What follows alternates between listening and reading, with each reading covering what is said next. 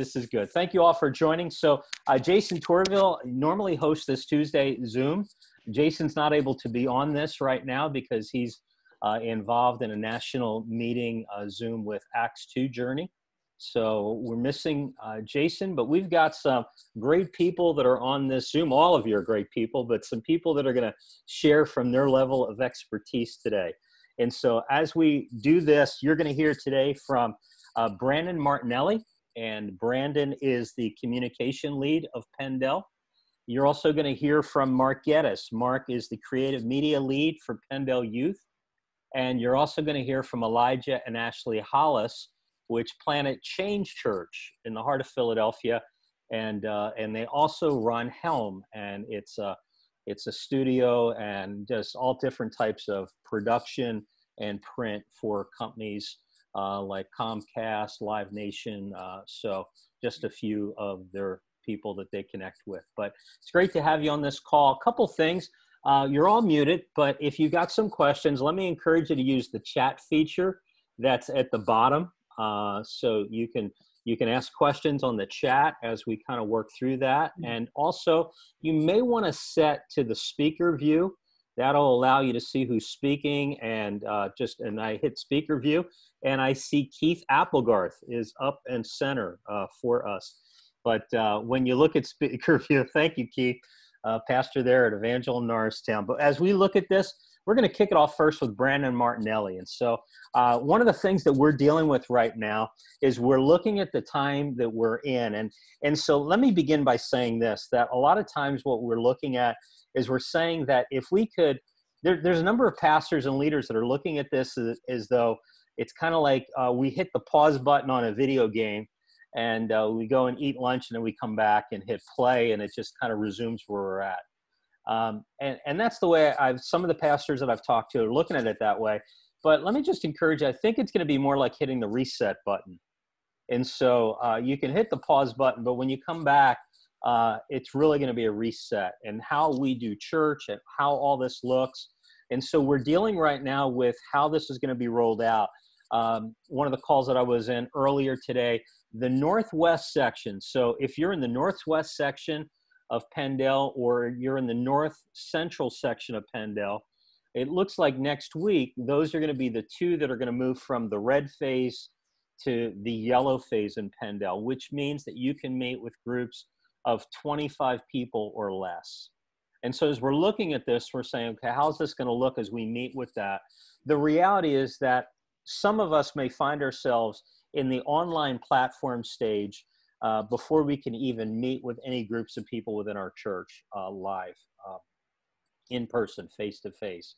So as we look at this, how do we engage people online? The second thing that I want to mention is that for the longest time, we've been trying to get churches to multiply and to plant churches.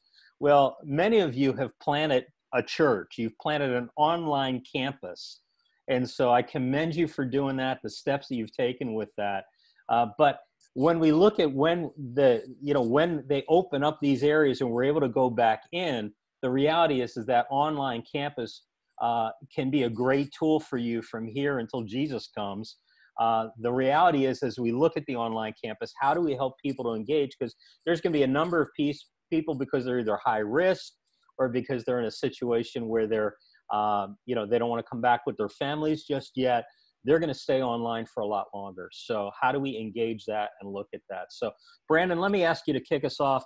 When we look at this, what are some of the things that you see that would help us as we're in our ministry context with engaging people in an online platform? Yeah, that's a great question. I think at this point, in the early stages of all of this, we were probably all scrambling, trying to figure out, for those of us that weren't really, I don't know if anybody was really prepared for this type of event, but hopefully at this point, we've kind of, it's starting to be, it was a big boil, in the beginning, and now it's just a nice simmer. We're hopefully coasting a little bit in this and have found somewhat of a sweet spot. But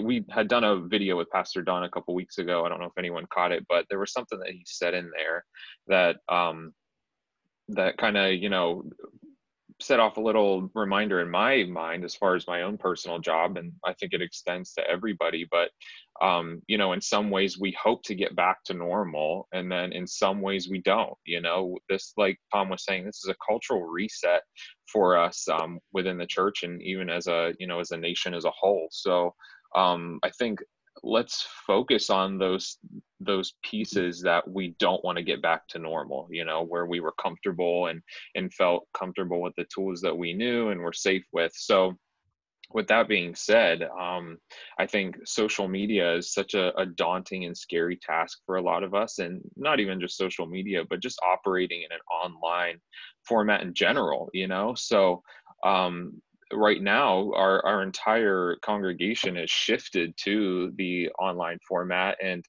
where the community that we are missing so desperately right now is happening is on social media. So I want to maybe ask you guys, like, what are you know, what are some awesome wins that you guys have, or there's some great things that you're now doing that's new, or that you've adopted, or something like that? Does anybody have anything that they want to share that they're really enjoying right now, or finding out new about social media that they didn't before?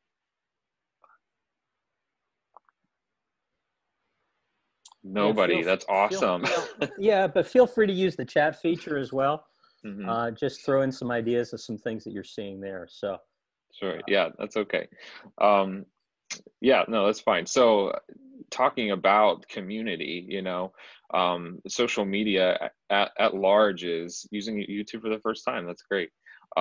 Social media at large is a global village. You know, we operate on a global scale, but we have the beauty of operating as a village, as a community, with that tight knit camaraderie that we get. And just because we can't, you know, see their face and, you know, shake their hand, doesn't mean that the authenticity doesn't exist. You know, there's still powerful things that can happen in a comment thread or in a Facebook group or something like that. So with that being said, I think some of our greatest tools are within those private sectors of the social media, you know, world, and that includes, you know, private chats or live chats. If you guys are any of you are doing Facebook Live, those threads, Facebook groups, those are where the real conversations can happen. You know, if you have a Facebook page or an Instagram or anything like that, that's great. That's where you need to start.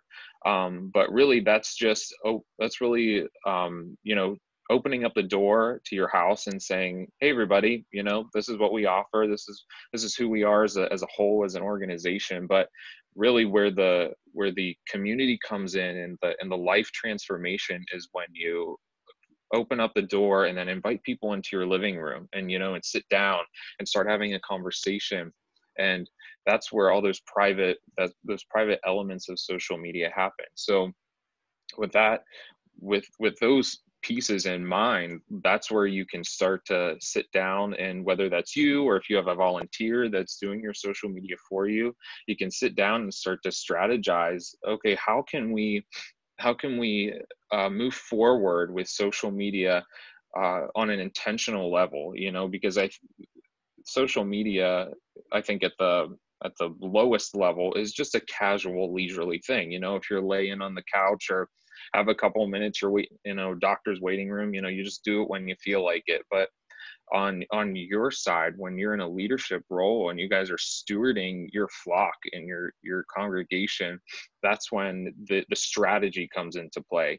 You as a user, it can be leisurely, but you as a leader, it has to be strategic. So thinking on a Sunday to Sunday basis, you know, okay, so Monday, what am I doing? Tuesday, what am I doing? Wednesday, what does that look like? And what that is called is basically a social media calendar. You know, what are you guys planning out day by day that's going to engage your audience, especially now because they can't hear your voice or attend a small group in person? You know, it's awesome if you're doing that on Zoom or something like that. Yeah, keep that going. That's just as valuable now. But so what does that look like? And I think the church often feels they have to operate their social media, I think, from this this high spiritual level. You know, we've got to crank out Bible verses every day, inspirational quotes, sermon bits and stuff like that. But that's not the case.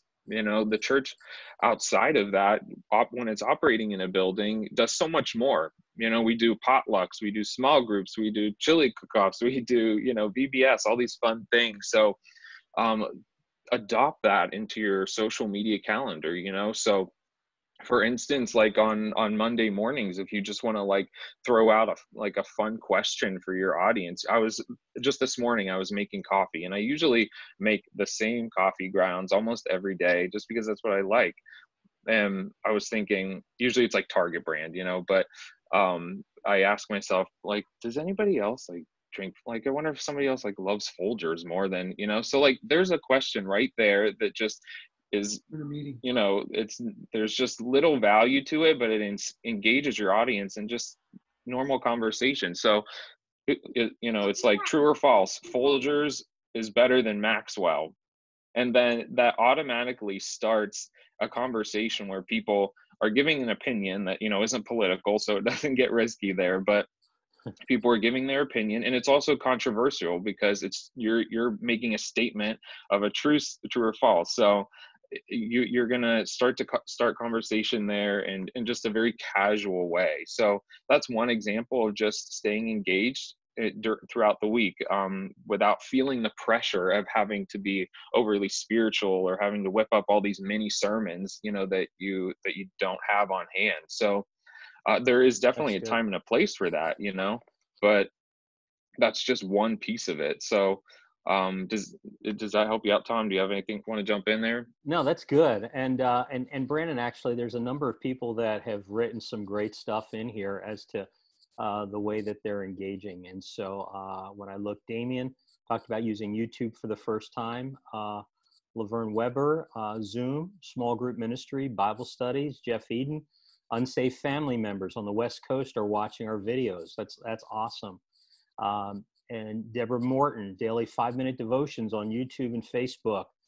April, nightly Bible studies. Jimmy, people having watch parties from our live feed in Allentown. Dan and Mariah Bowl, we were contacted by an AG pastor in Bangladesh wanting to use our videos to help our church reach even more kids in their community. This is the video that he translated, and we're planning to use a different video each week. Isn't that awesome? The reach now in Bangladesh. Deborah Morton, we created a studio for recording videos. Damon, do you think authentic connection, unscheduled, is more important than having the scheduled contacts, or should the scheduled ones be something we're shooting for? Do you want to answer that one real quick, Brandon? I'm sorry, which one was it? Damien said, do you think authentic connection, unscheduled, is more important than having the scheduled contacts, or should the scheduled ones be something we're shooting for? Yeah, so there's two sides of that, I think. I wouldn't say there is a lack of authenticity in scheduling. I think that's just helping yourself in the long run.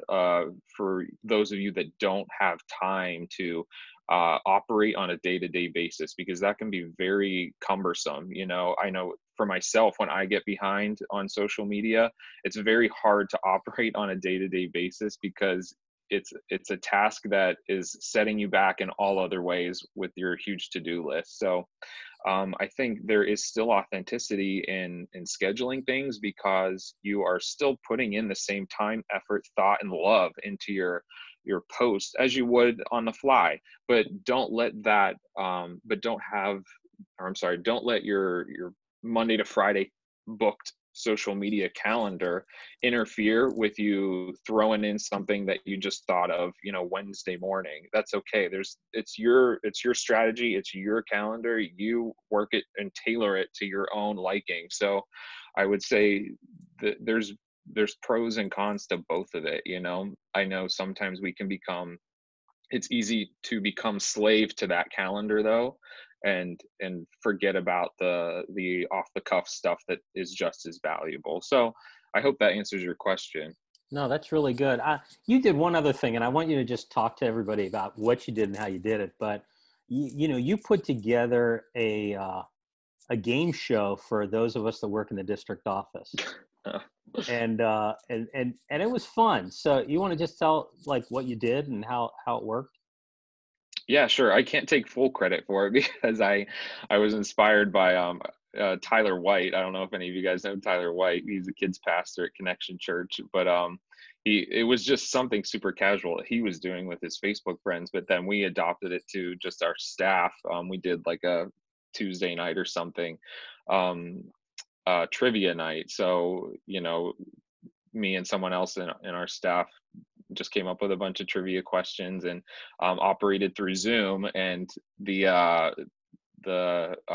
way it went was, first person to answer wins that question, but it was all chat based. So you with nimble fingers would do better than others. So it was just a lot of fun. It got really competitive. I think Tom, we saw another side of you that night, but it was a lot of fun, and it's a good way, I think, to stay connected and tight with your own church staff. If I don't know how, maybe if it's just two people, it might be a little weird, but I think it's a good way to keep yourselves connected as a team. But it doesn't have to be just your church staff. You can do it with your church. Oh, that's true. Yeah. You can do it with a ministry in your church. And so just even like a young adult, a young adult night on Zoom. And in terms of the prizes, Susan Lanza, she does some homemade salsa. So grand prize was, 2 jars of her homemade salsa, and second place.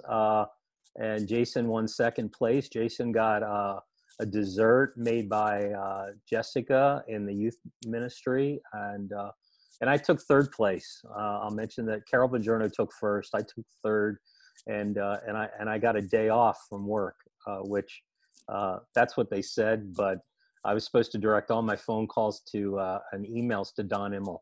So I don't think that quite worked out in my favor, but the other ones were a lot of fun. And did they deliver the prizes? I think that you probably...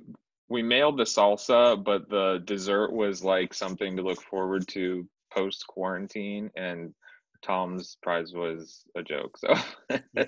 Hey, what a joke.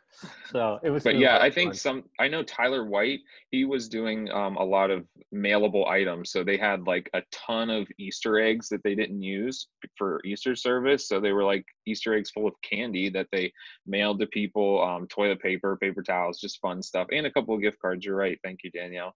Yeah, so I mean, you can place the value on those prizes as you see fit, but anything that's fun and mailable would probably be the easiest to Yeah, do and safest. that's great.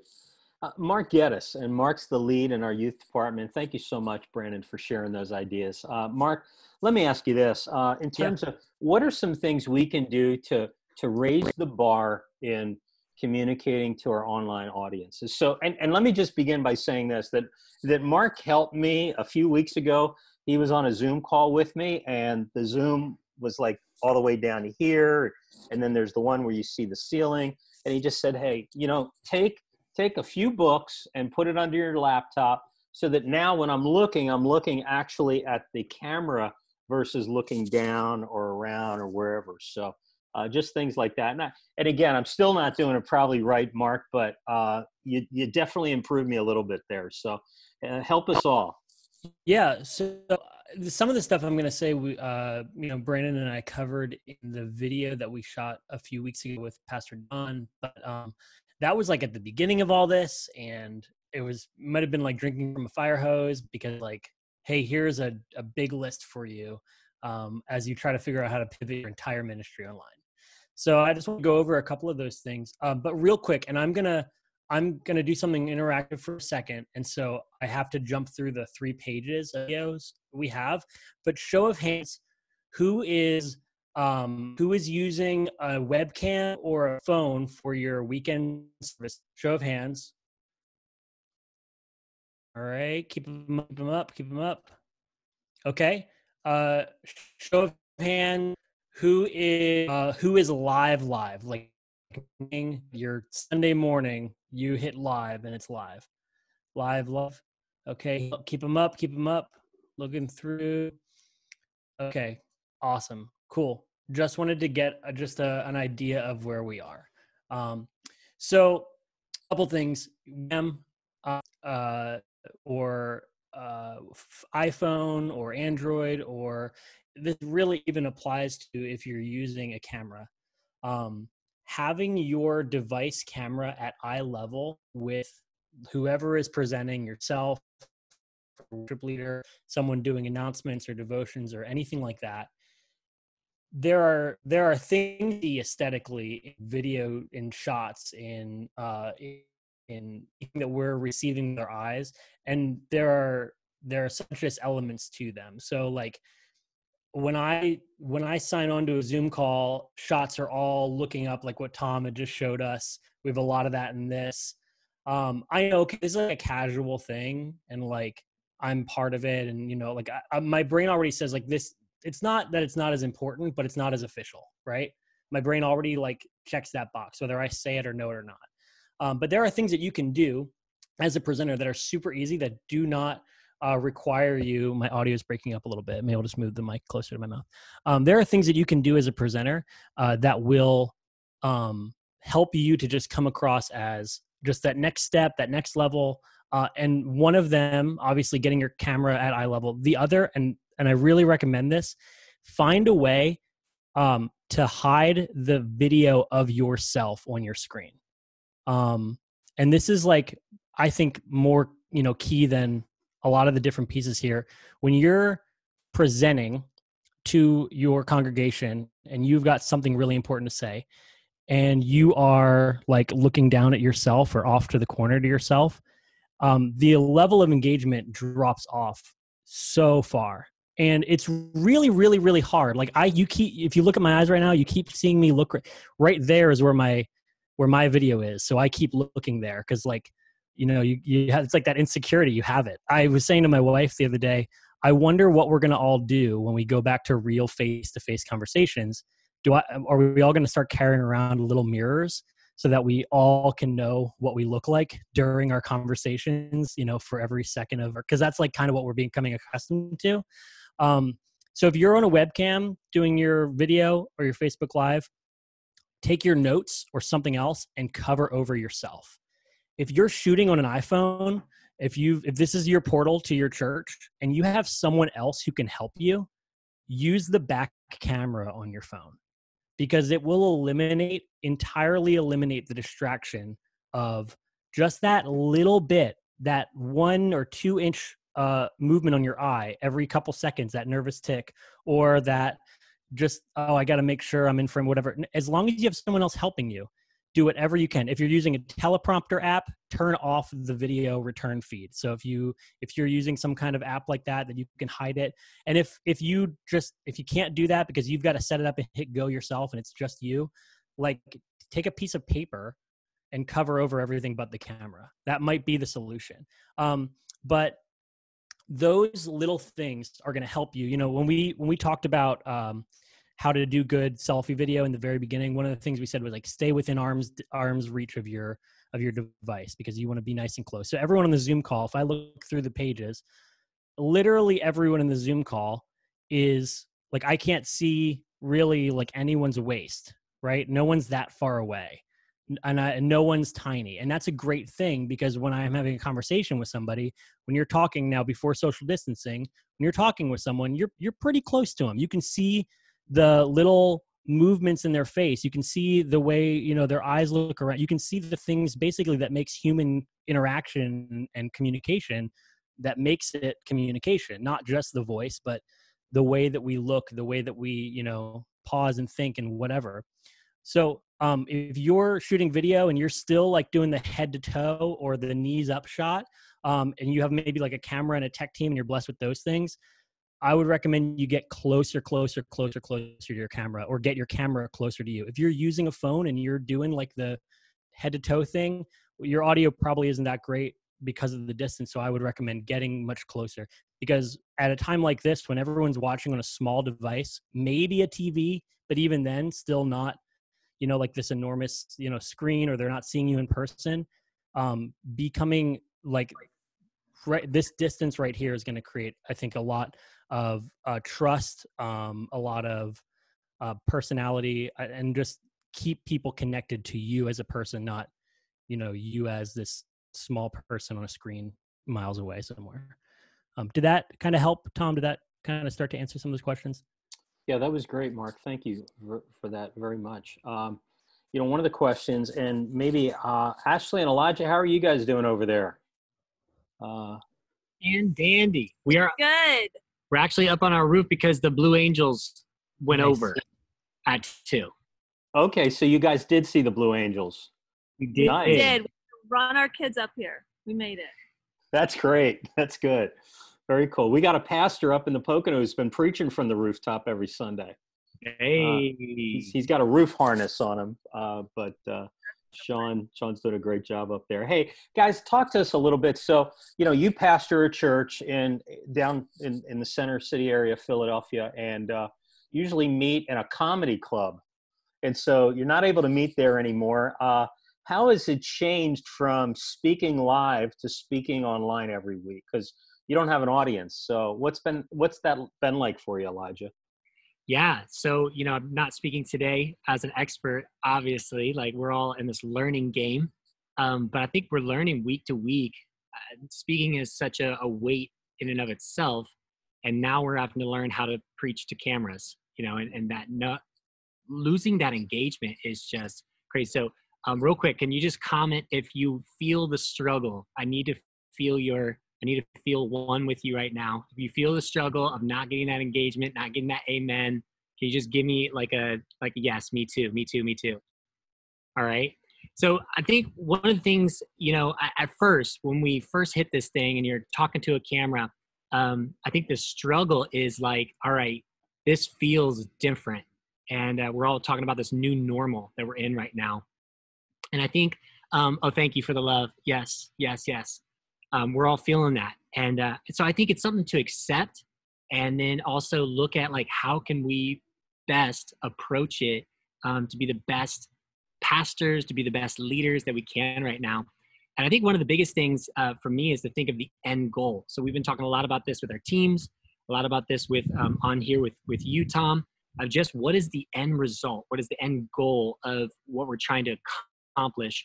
And obviously with church, you want to engage people, you want to engage their heart, you want to connect with them on a deep level so that they connect to Jesus, right? So that's the whole purpose. And doing that with a camera. So I've learned just a couple things along the journey that I hope will help you today. The first thing was eye contact, making sure that you have eye contact with the camera. And, Mark shared that. And that's a huge thing. And it's hard. It's hard as young because you don't know where to put your focus. And I even saw some pastors kind of looking around like there was a crowd. Hey, please don't do that. There's no crowd. We know that. So just look at the camera. Stay focused on who is there. Another thing to think about is now you're talking to a church that is in their homes. So you're talking to people who are on their couch, they're making their breakfast, they're watching their kids, they might be multitasking while watching you. So I think one of the biggest things we can do as leaders and pastors is teach through our language, hey, how do you create church and home, right? So even helping people with, hey, I know you're in your living room, but hey, would you just lift your hands with me? I just want to pray over you. Just those little lines of helping people know that, hey, yeah, this might feel awkward. You're the only one in your house. You're sitting there eating your Cheerios, but hey, we're all in this and we're all creating the presence of God in our home. So I think anything you can do my son is laughing. He's like, Cheerios, yeah. Anything you can do to break down that barrier that, hey, we're all in this together. Yeah. We're all in our homes watching this thing. And we're all going to do this thing on purpose to get the presence of God in our homes. And that's the ultimate, is that Jesus invades these homes when we speak to them. I think one of the things I've learned is to create a safe place for feedback. So my team has really helped me in, giving me that feedback to say, hey, how is it? How is it going? How's it translating? Are you guys engaged? Like, do you care about what I'm talking about? Is it coming into your homes? And that was huge. The first couple of weeks, they're like, yo, we miss you. Like, where are you at? You're awkward. You're stiff. You're not moving around like you usually are. You're not telling jokes like you usually are. Like, where are you? So it was good feedback for me to know, okay, I got to position things differently. I have to get a new mindset and really taking those things and putting them into practice. Yeah. And the one thing that I think it was Brandon or Mark mentioned on our touch base before this, but was changing it up. And you got to think people's attention span is so much less when they're distracted by everything. You think about working from home, right? And there's so many things that are calling for your attention. You can vacuum laundry, kids need this, you want to eat, like all this stuff is calling for your attention. So something to think about when you're preparing, something that I've been thinking about is changing it up. So using an illustration, looking up online, there's tons of ideas online, but looking up something that you can bring visually to the thing and changing it up, going from a story personal into scripture, but just thinking that way and then kind of condensing your message. Don't go for an hour and some, unless you're Stephen Furtick, and then rock it out, because he's been preaching like an hour and 15 and everybody's super engaged. But for all of us who are trying to keeping the rhythm going, hey, make sure we condense our message to get to the point.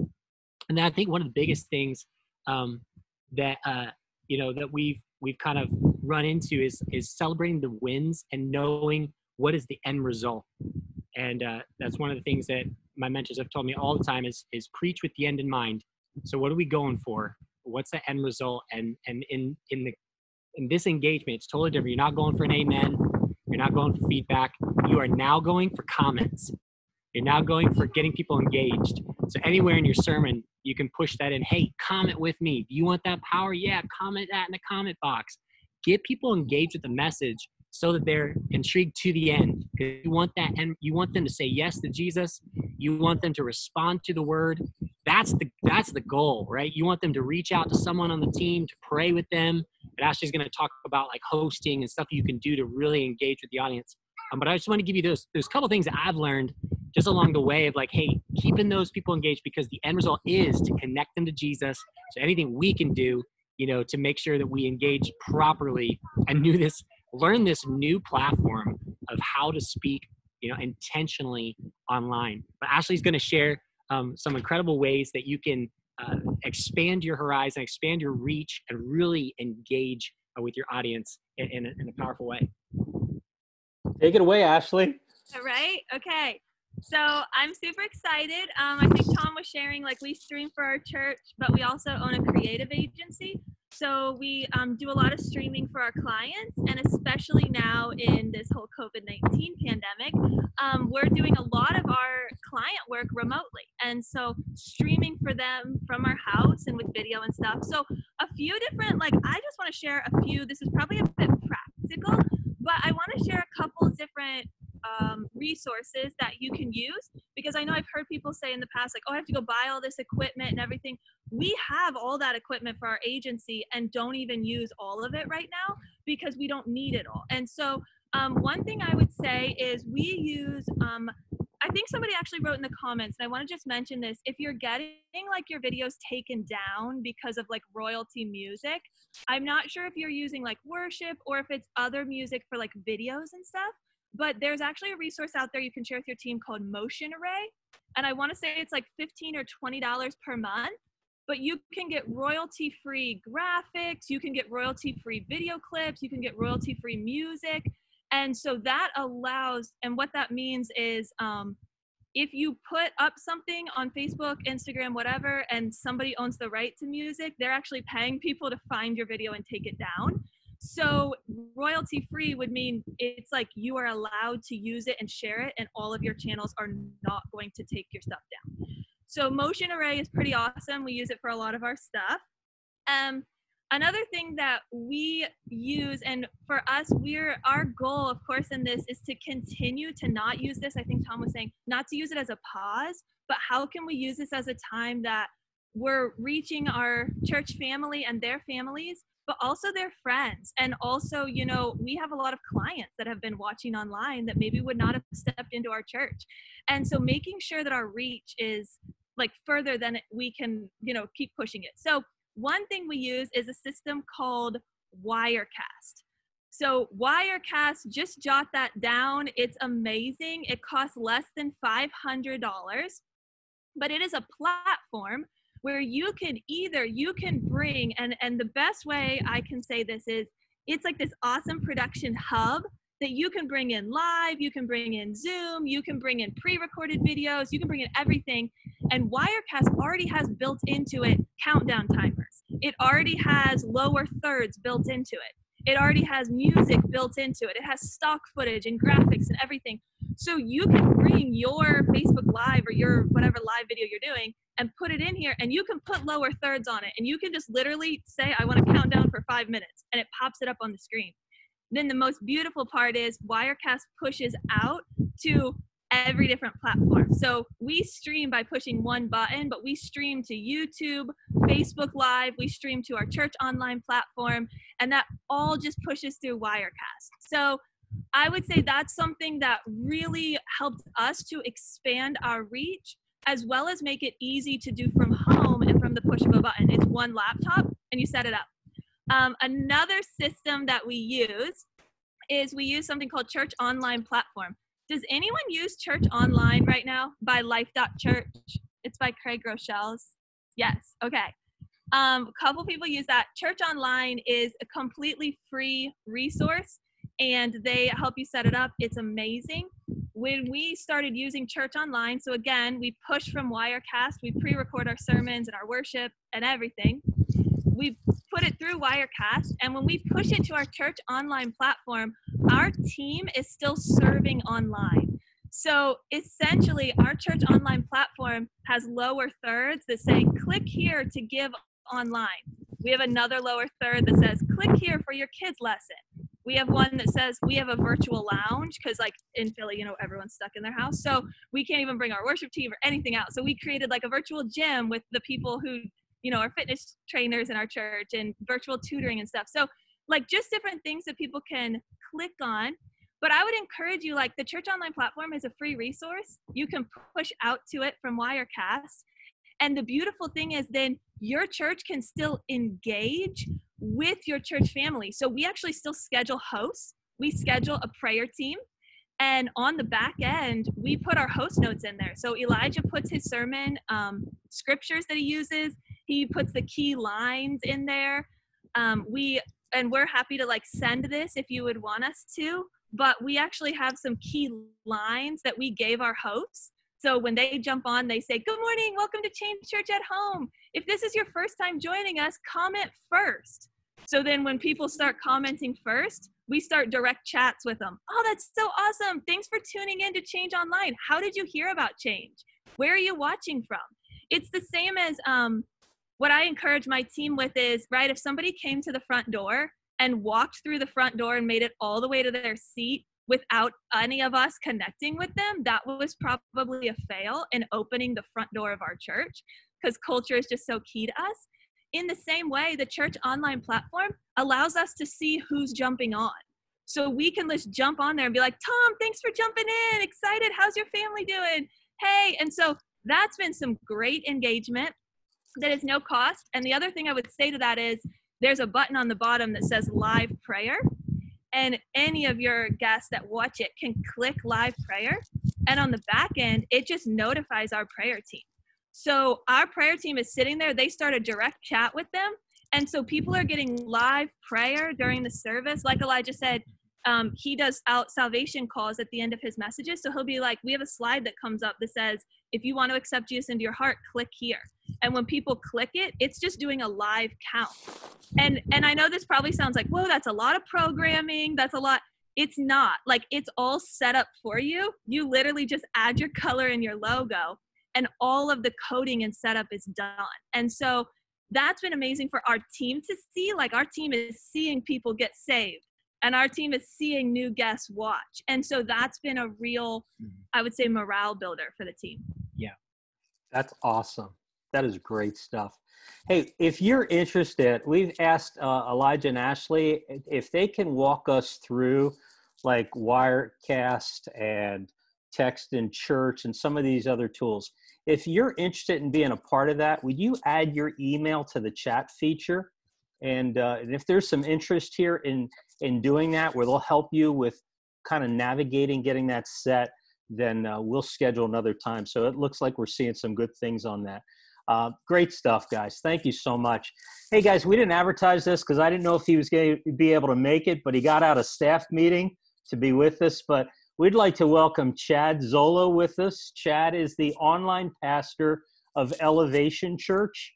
And Chad, what are you guys doing now, man? This is amazing. You built this platform and engaged a worldwide audience, and now we're all kind of jumping on board with this. But one of the things, Chad used to pastor at Riverside Community Church. He was on staff with Bill Ellis, so he's a PennDel guy. And so, Chad, would you just kind of just share with us a little? What are the things you guys are learning along the way? What are some things that might help us as we kind of engage in this season that we're in? How do you build a dream team? Boy, I've got so much I want to ask you. Anything you want to share, man? It's wide open, Chad. Thanks, Tom. Appreciate it. Good to see some of you. Some of you are familiar faces for me. So good to see you, Josh. I haven't seen you in a long time. And Chris, good to see you as well. Yeah, man, things have been crazy. I think for us, we're learning a lot when it comes to our campuses specifically. We've been doing the online thing for a while now. I got into the online role, 4 years ago now, when we kind of decided to start putting some momentum behind it. But again, it kind of set us up to be in a good position for where we are now, but not necessarily our physical locations. So we have a bunch of physical locations that weren't obviously doing online, and so we've had to pivot a lot of what they do and how they do it. So I'd prefer to talk about what's most valuable to the room here. So Tom, maybe I can talk about what we do online or how we've adjusted some things for our campuses, or whatever would be most helpful for sure.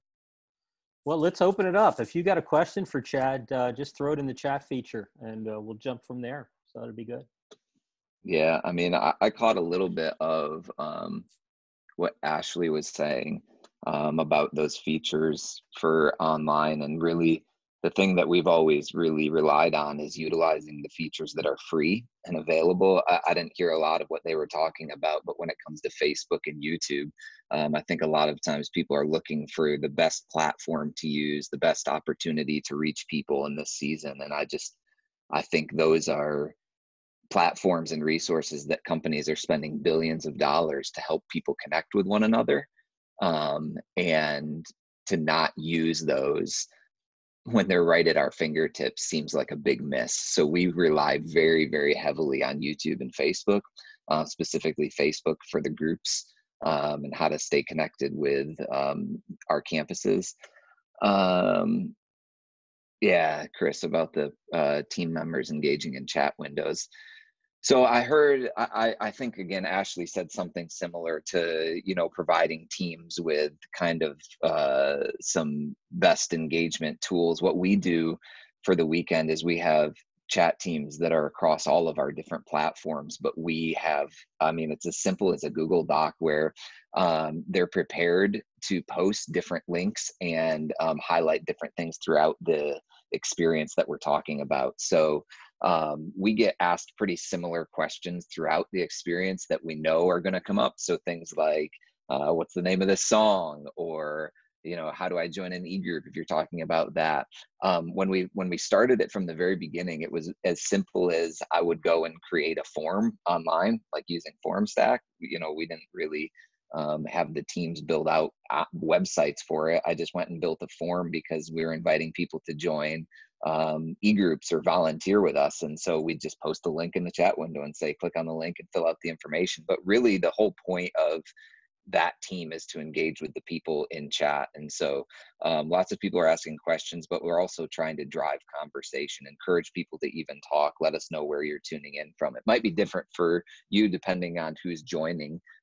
We have a lot of people who join from outside of where our physical locations are. So a lot of international people and people around the United States. So a lot of people in the chat window sharing where they're tuning in from. How did they hear about the church? One of the most important things that we do on a weekend, if you were to ever tune in, we always encourage people to share the experience for us. And it's really a simple way to invite. It's a big priority of our church that people are inviting other people to be a part.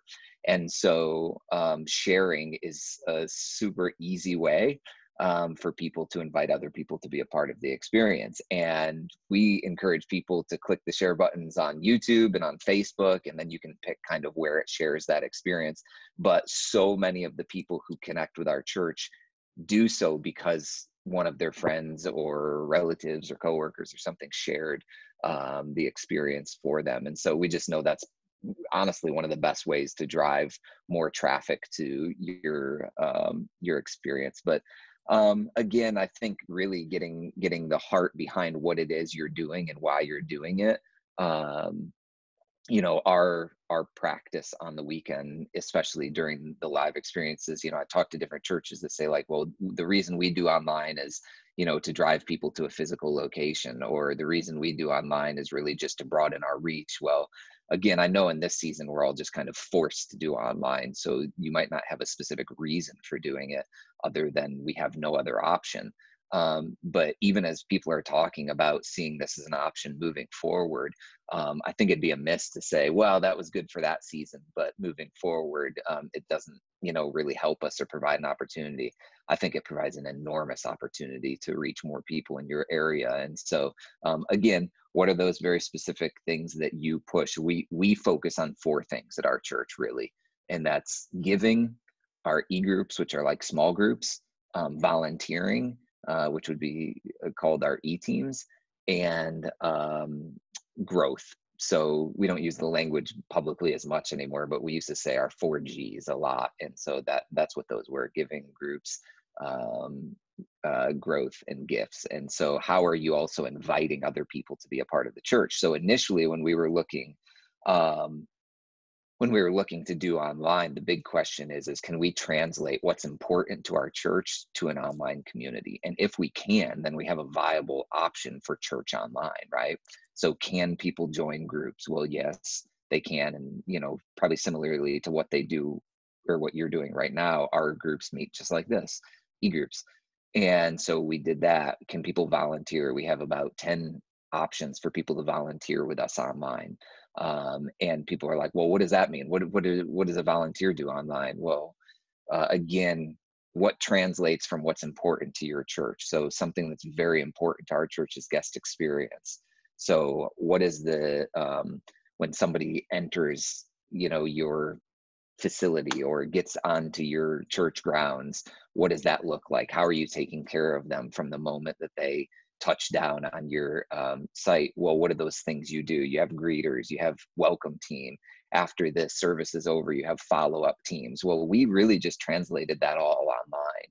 We have people who are welcoming people when people give their life to Christ. We have volunteer teams who call every one of those people and help them get connected, or people who show up for the first time. We have volunteer teams who help people get connected, and again, they're filling out forms online letting us know it's their first time, and so our teams are following up with them. But again, that we really, and giving obviously happens online. You can do that. So those were some easy things to translate. But again, I just think in terms of thinking, like, how do I do this for my church? You've got to start with what's important. Don't like look to all of these other churches and be like, that's the thing we got to do. Because the reality is, especially with online church, people are going to connect with your church because they probably already have a connection with your church. You know what I mean? So that they're somehow connected and they already enjoy what you do. Can you translate that online in some way? Damien, let me start here.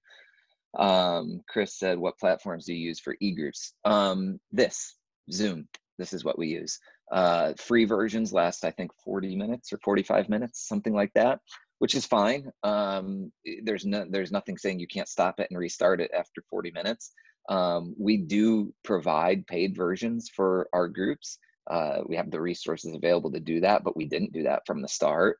But we do not make them use anything, though. So that's another thing that we really believe in a lot is even when it comes to where do we want people being a part of our online church, I really view it the same way that people view a multi-site church in the sense of you have multi-site church because if you do, typically it's because you don't think that somebody needs to drive from wherever you name the location. You put a location there because you're like, that can be an expression of us, and they don't have to drive 40 miles to come to our church. We're just going to put who we are over there, and it's your job to create the experience that people would care to come to. Well, I would say the same thing for online. I would agree with Ashley that there's a great tool in Life Church's platform. It's a great tool, and it's free, and it's customizable. But the reality is most people do not live there, and to try to change their habits online, it's just an uphill battle. I mean, you can do it, certainly, and there's a lot of people who tune into our actual website. But what we kind of felt like all along was our job is to take our experience and create the best experience on YouTube, create the best experience on Facebook. My job is not to like be upset that Facebook doesn't have these buttons and allow me to do that. Hey man, like my job is to go to where these people are and help reach them right where they are. So again, I say that because for Zoom, some people like Zoom, some people don't. If somebody wants to be an e-group leader and likes using Skype, use Skype. We don't care. But the point is that we want to be able to at least connect with you, and we like to know when you're meeting and such, and they'll give us the link and stuff so we can jump in if we need to. Damien said, how do you handle follow-up for new believers right now? What tools do you use? What are you getting into their hands? Follow-up for new believers is a link that we put in the chat window. We have a form. So again, you can form stack, whatever you name the tools, the free tools online. We ask people to fill out some information for us, and our teams follow up with them. So a volunteer team of people calls them, because we do ask for their phone number. We'll call them that week, hear their story, pray with them, help them get connected, tell them more opportunities to stay connected. When you say what do you put in their hands necessarily, nothing really other than opportunity, right? I mean, like, you connected with the church, and so we have these opportunities where you can be a part of our church. We don't send them a Bible. If you come to one of our physical locations and give your life to Christ, we have this orange Bible that we give everybody. We don't send those out. We will, like one-offs, but we don't typically. But what we do want to let them know is that there's a community that they can be a part of. So volunteering, e-groups, they do enter into this, is a little more sophisticated, but they automatically get entered into a drip campaign that follows up with them over the next 60 days. So every couple days they're getting hit with an email from us that's highlighting some more areas that they can be involved with our church. But again, that's a little more sophisticated. Let me just, I'll keep going down these questions, and if you want more detail, that's fine. Providing paid Zoom accounts. Is that only for established groups? Chris, it's kind of, no, it's for all of them. So, I mean, we bought a lot of accounts, bottom line. I mean, if you buy them in bulk, you get a better rate. And honestly, in this COVID season, Zoom was doing a really, really good deal on them. So I can't even say that we'll continue doing that, but we like literally designate an account to somebody, and we like give it to them and say, hey, it's under an enterprise account. So the account's owned by us, and then you can buy individual accounts that you can divvy out to different people. I don't know the cost right offhand, but that's how you do it. Let's see what else.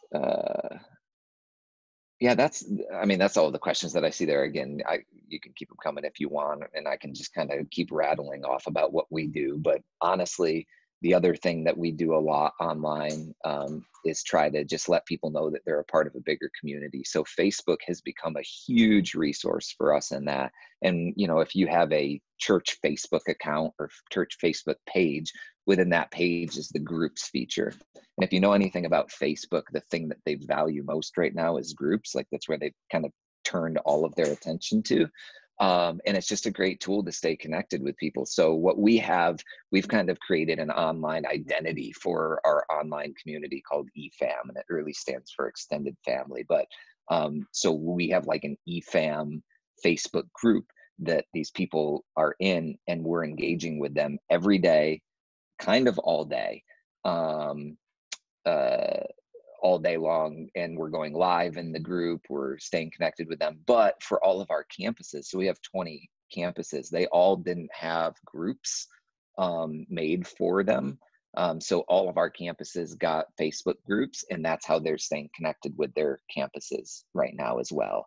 So that's where we made hard pushes for all of our people to get connected in those groups.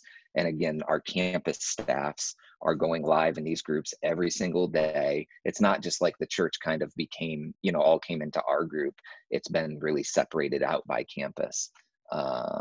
What are some things that you've done to step up your online game in this season? Way more interaction. So again, across the board, when I say we go live every single day, that's not an exaggeration, and sometimes multiple times a day. And not just like our online team, every campus goes live every day, sometimes a couple of times a day, and invites people to be a part of that live engagement and chat. And there's systems and strategies built around it. But like, for instance, we'll send out to our online community every Sunday kind of the schedule for the week. Like, here's when we're live throughout the week on our Facebook group. So Monday mornings, every Monday morning at 9 a.m., me and a couple of the people on the online team do this thing called Coffee Fam.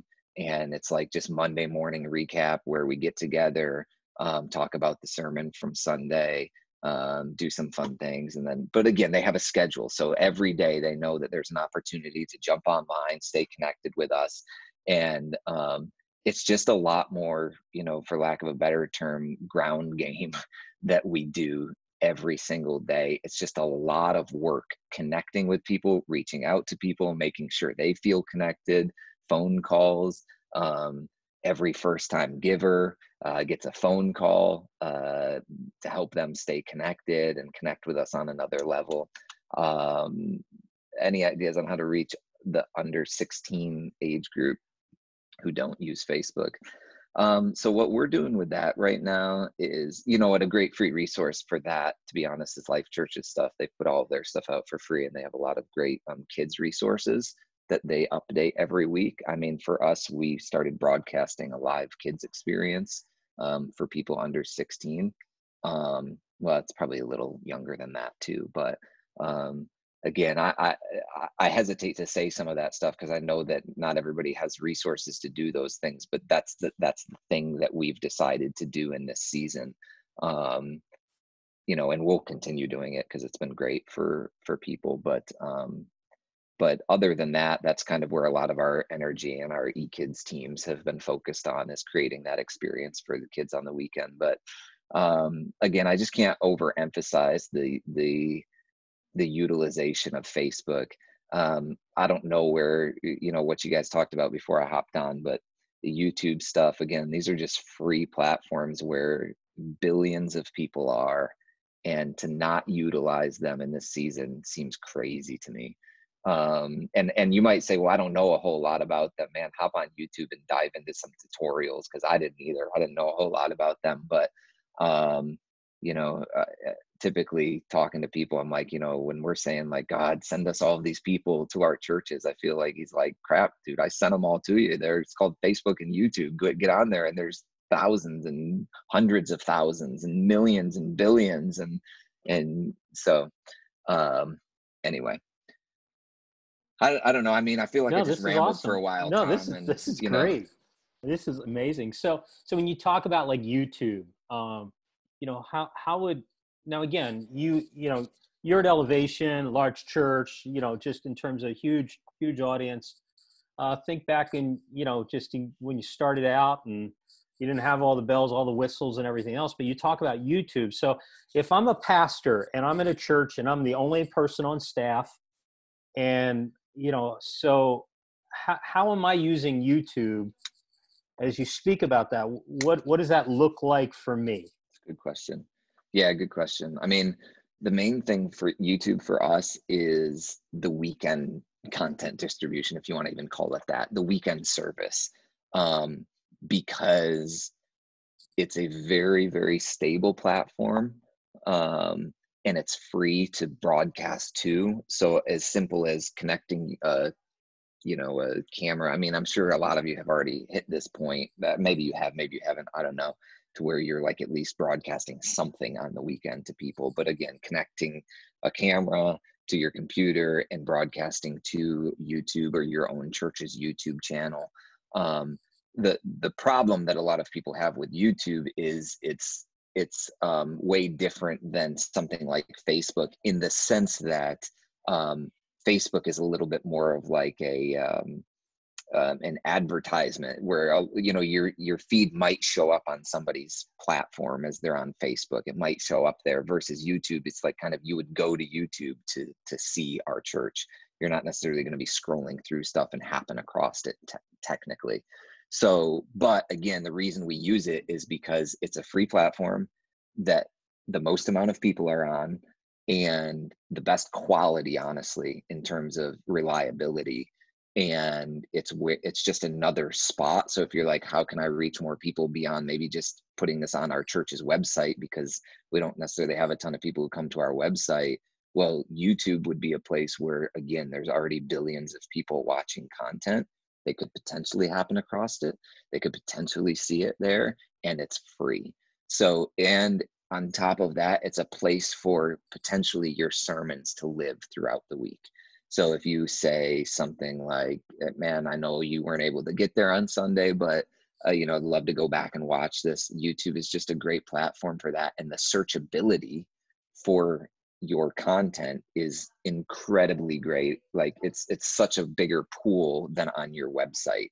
The chance of somebody finding your sermon on your website is far less than the chance of somebody finding your sermon on YouTube. So again, it's all about reach, right? If you're saying we want to reach as many people in this season as we possibly can, well, then here are some tools that could expand your reach, to let your sermon live throughout the week. Again, you could do the same exact stuff on Facebook too. That's great. Very good. Man, Chad, this is awesome. And we're getting another question from Josh. Josh, yes. Oh man, Josh, there's tons of things with that. Let me see. So any advice on wording or details regarding post titles and descriptions? Yeah, I mean, lots. So descriptions for YouTube, let's just talk about there. And I do have to hop off here in a second because I'm supposed to be in another meeting here, but I'll hit this. The longer and more detailed your description, again, your description is something that's searchable. So it adds to kind of like, if you think about it, like as people are searching for different things, the more information you have in your description, the more opportunities people have to potentially come across your content. So adding as much content as you possibly can, and within there providing searchable links. So if you said like, join us for this message, you kind of spell out the message a little bit, and then you say like, or connect with last week's message too, and you put a link even in the description to last week's message, that helps the searchability and kind of the suggestion bar in YouTube as people are looking, maybe they watched last week's message. Well, it's going to help them see this week's message in kind of like coming up next, or the search bar of what YouTube recommends. So that's certainly a big thing. Titles are super important. I mean, there's so much strategy around the title of what you're doing on YouTube, that honestly, I can't teach necessarily about it. I'm not the one who does it. All I can tell you is we have teams that like, that's all they do. You know what I mean? It's like they're just going in and changing titles. That's not all they do. I'm exaggerating, but like they see a video isn't, hitting in the way that we thought it was. Well, let's change the title. That's one of the very first things that we would adjust to make it hit in a different way. So again, hitting some felt needs, making sure that, again, in the season, people are searching for things like, sermon on anxiety, sermon on loneliness, sermon on, quarantine, all of those things. Again, you don't want to become clickbait, because if it ain't a sermon on that, YouTube will get you, if you're just trying to like drive people to something that actually isn't that. But at the same time, if there is some resemblance of that stuff, if you're just thinking at that level, it's just going to have a far bigger reach than what you have right now. Anyway, Chad, thank you. Yeah, absolutely. Sorry I had to jump in late, but appreciate you for even allowing me to hop on for a few minutes. And so good to see Thank you you so guys. much, Chad. Absolutely. Absolutely amazing. Thank you so much, right. Chad. Bye, Have guys. an awesome day. Bye now. Mark, Brandon, Ashley, Elijah, any closing thoughts? Yeah, I got I got one. I don't know if you guys noticed this, but Chad's been doing this for a couple of years, and so it's just so natural to him. As he was going through those comments, he was saying everyone's name, and I think that's a really important little tool to put in your box. Chris, he said it, and I don't know if you have ever interacted with him before, but he said everyone's name, and he said it like not your first and last name, like a newscaster or a radio host, like, oh, we have a caller named Chris. He said it like he was your buddy, and I'm sure like when you're on the other end of that, that feels great and you feel connected. And so as you are possibly looking at ways to be interactive with comments and with they did go to school together. Okay, well, there you go. He is your buddy. But I'm saying as you're looking for ways to connect with people, I think that's a really, really, really great tool. I mean, the things that make you the pastor that you are, or the leader that you are in a personal conversation, you can translate those things online. You can be you online. I feel like we touched on it a little bit on communication, but right now, if you speak a little bit differently on stage with a microphone in your hand than you do at a coffee shop with somebody, or you do if you go to somebody's house and you're in their living room and you're talking with them, right now, it's time to be the living room persona and not the stage microphone persona. And if you can make that adjustment, and it's so weird talking into a phone or a camera lens or whatever, but if you're able to make that adjustment, I feel like it's warm, it's much more connecting. And I mean, my favorite part of jumping on like an Instagram live or a Facebook live is when someone sees that you've joined and all they say is, oh, hey, what's up, Mark? You're here. Okay, awesome. And it's just like a little sidebar, but I'm like, oh, they saw me. All they did was see my name in green that said Mark Geddes is watching. But the fact that they said something gave me a connecting point, and I might, just stay on a little bit longer, stay connected a little bit more, or be engaged a little more. So just something I noticed that he was doing. That's really good. And I noticed like watch parties that I've hosted. I host a watch party every weekend, and I get family members that aren't saved on it, and it's interesting. But I'll make those comments. Hey, Mark, great to see you. Lisa, thank you so much for joining. And I noticed that if they're able to see that, they stay on longer. They watch longer because they just know it's just not coming in and coming out. Mark, one of the questions I had for you is like, everybody's excited about their reach on YouTube. So you have a church that runs 100 people and they're like, we had 5,000 people on YouTube. So can you speak a little bit about that? I mean, that's exciting, but what's some of the other pieces of that? So your reach and views on YouTube or Facebook, or, really anything, is how many people have interacted with or clicked on your video or your post.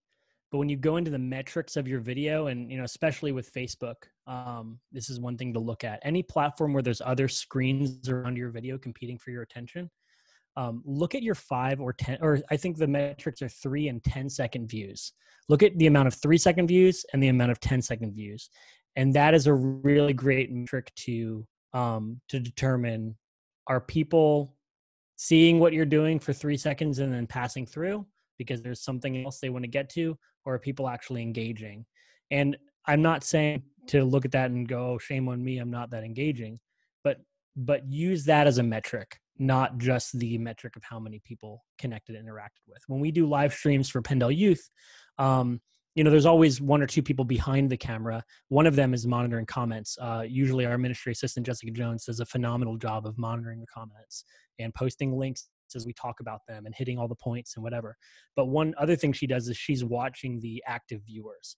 And she'll say at the end, okay, well, we started with this number and in the middle we dipped and, we started to drop off right when we started talking about this. And it's actually now that we've been watching that and watching the way the views correlate with the program, we've learned to reprogram a little bit our online content because the audience, just say it, the audience is not a captive audience like they would be, in a church building. They're not sitting in the pews. There is no visual of a family getting up and walking out and getting their coats and their purse and their kids and walking out.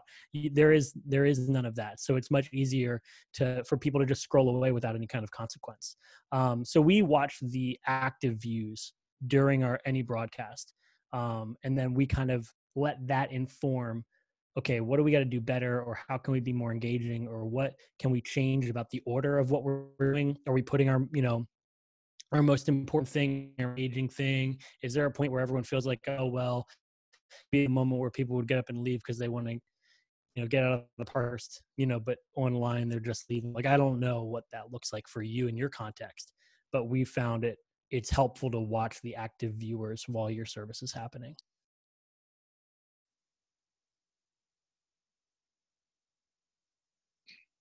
Tom, you're muted.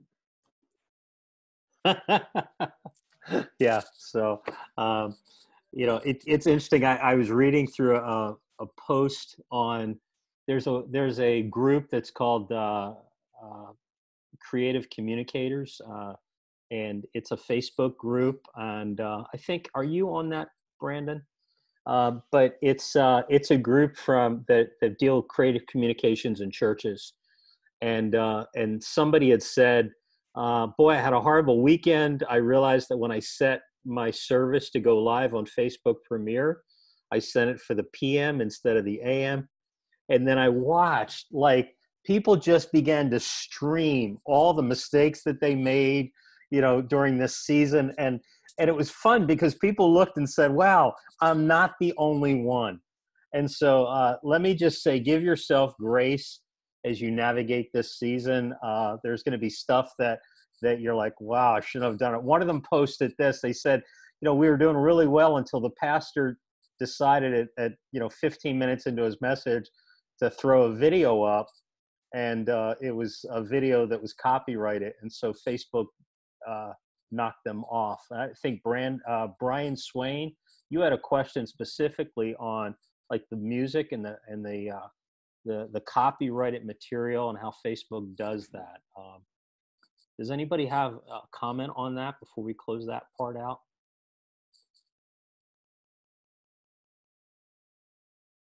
So you've got to watch your copyrighted material on that. Brandon, any closing thoughts? Yeah, for sure. I surely felt encouraged just from listening to all of you guys and those who've contributed. One last thought, guys, take a risk. The floors don't need mopped.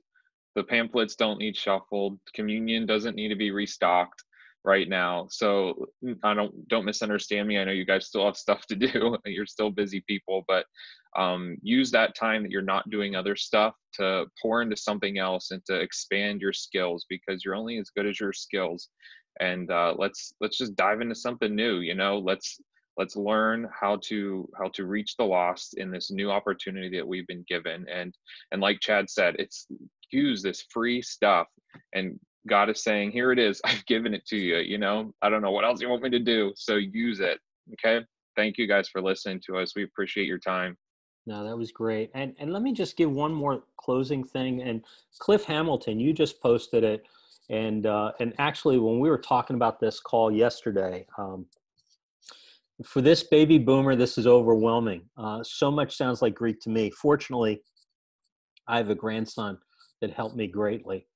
So, Cliff, that reminds me of what we talked about yesterday. And the fact is that, and I think Ashley and Elijah, when they were talking, they said, you know what, you can recruit anybody for your E-team.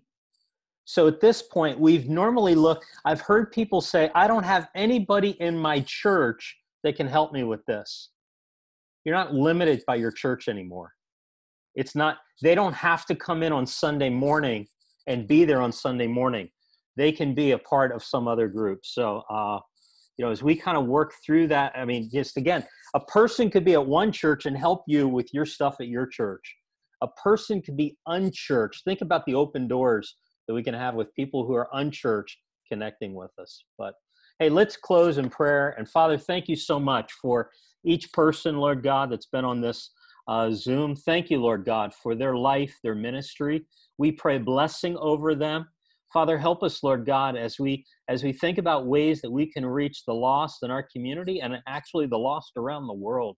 Thank you for the open doors with technology. And as the church has left the building, the message that you've given us is still alive, and it's still vibrant, it's still life-changing. Help us as we take that and share it to the world around us. In Jesus' name we pray. Amen.